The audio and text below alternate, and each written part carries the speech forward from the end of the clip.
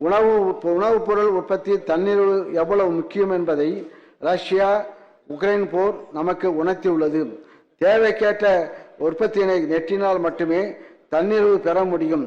தமிழ்நாட்டின் நெல் தேவை ஓரளவுக்கு நிறைவு செய்யப்பட்டாலும் பயிர் வகைகள் எண்ணெய் வித்துக்களுக்கான தேவை நிறைவு செய்யப்படாமலே உள்ளது.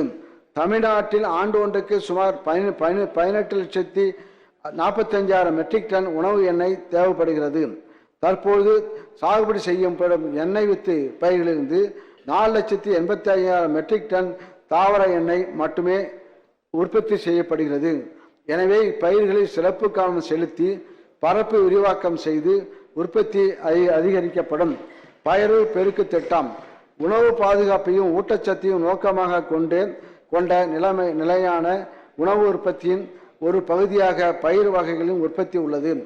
அனைத்து பயிர்களின் உற்பத்தியில் தண்ணீர் பெறும் நோக்கத்தில் 2024-25 ஆண்டில் பயிர் பெருக்கு திட்டம் 4,75,000 ஏக்கர் பரப்பில் 40,27,00,000 ரூபாய் ஒன்றிய மாநில நிதி ஒதுக்கீட்டில் செயல்படுத்தப்படும்.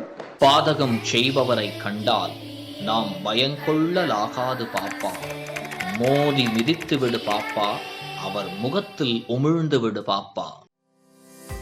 அண்மை செய்திகளை உடனுக்குடன் தெரிந்து கொள்ள இணைந்திருங்கள் இயம்நாடு தொலைக்காட்சியுடன்.